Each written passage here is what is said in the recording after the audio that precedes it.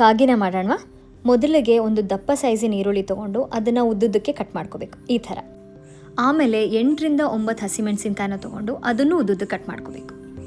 ಒಂದು ಬಾಣಲಿಗೆ coconut oil ಹಾಕಿ ಅದು ಕಾದ್ಮೇಲೆ ನಾವು ಹೆಚ್ಚಿಟ್ಕೊಂಡಿರೋ ಹಸಿಮೆಣಸಿನ್ಕಾಯಿ ಹಾಕಬೇಕು ಈ ಥರ. ಹಸಿಮೆಣಸಿನ್ಕಾಯಿನ ಒಂದು ಸ್ವಲ್ಪ ಹೊತ್ತು ಬಾಡಿಸ್ಕೊಂಡು ಅದು ಫ್ರೈ ಆಗ್ತಿದ್ದ ಹಾಗೆ ನಾವು ಹೆಚ್ಚಿಟ್ಕೊಂಡಿರೋ ಈರುಳ್ಳಿನ ಹಾಕ್ಕೋಬೇಕು. ಅದು ಕ್ಯಾರಮಲೈಸ್ ಆಗೋವರೆಗೂ ಚೆನ್ನಾಗಿ ಫ್ರೈ ಮಾಡ್ಕೋಬೇಕು. ಅಷ್ಟರಲ್ಲಿ ಕುಟ್ಟೋ ಕಲ್ಲಿಗೆ ಒಂದು 4ರಿಂದ 5 ಬೆಳ್ಳುಳ್ಳಿ, ಸ್ವಲ್ಪ ಖಾರದ ಪುಡಿ ಹಾಕಿ ಚೆನ್ನಾಗಿ ಜಜ್ಕೋಬೇಕು ಈ ಥರ.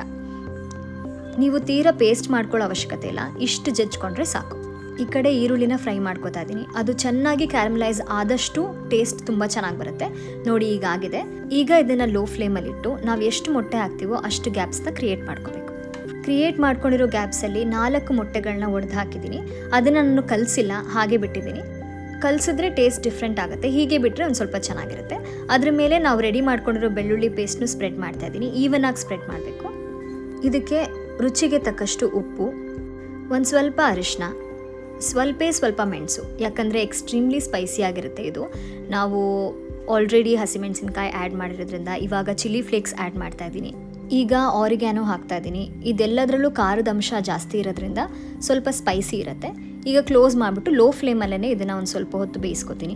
ಒಂದು 2 to 3 ಮಿನಿಟ್ಸ್ ಆದಮೇಲೆ ತೆಗೆದು ಇದಕ್ಕೆ ಕೊತ್ತಂಬರಿ ಸೊಪ್ಪನ್ನ ಉದುರಿಸ್ತಾ ಇದ್ದೀನಿ. ಈಗ ಮತ್ತೆ ಲಿಡ್ ಕ್ಲೋಸ್ ಮಾಡಿ ಒಂದು 5 to 10 ಮಿನಿಟ್ಸ್ ಲೋ ಫ್ಲೇಮಲ್ಲೇ ಬೇಯಿಸ್ಕೋಬೇಕು, ಯಾಕಂದರೆ ಮೊಟ್ಟೆ ನೀಟಾಗಿ ಬೇಯಬೇಕಲ್ವ, ಅದಕ್ಕೋಸ್ಕರ. ಈಗ ನೋಡಿ ರೆಡಿ ಆಗಿದೆ.